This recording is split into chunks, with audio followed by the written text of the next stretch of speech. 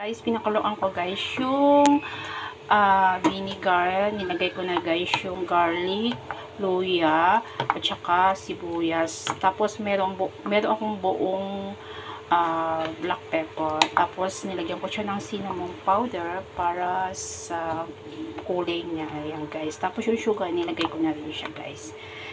Tapos lalagyan na natin guys yung mga vegetable niya.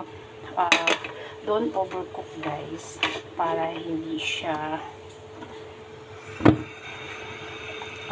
para pag ginawa niya squishy na siya guys. Ayan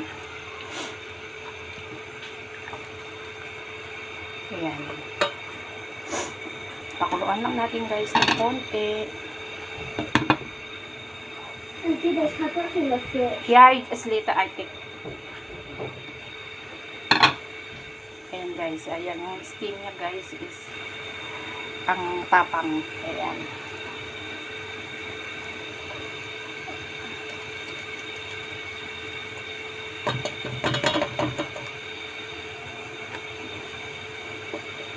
Ayan. Tapos kumulo na siya guys is nilagay na natin yung yung atsara sauce doon sa papaya. Ayan. Ayan. Lagyan na natin yung papaya. Pero sandali lang guys kasi ayoko ng overcook. Kasi kung saan naman na siya magkukuhan yan. Halo-haloin lang natin. Maliit lang guys yung aking kuhan. Ayan. Pwede na natin guys patayin yung kalan. Kasi ayoko ng overcook yung aking.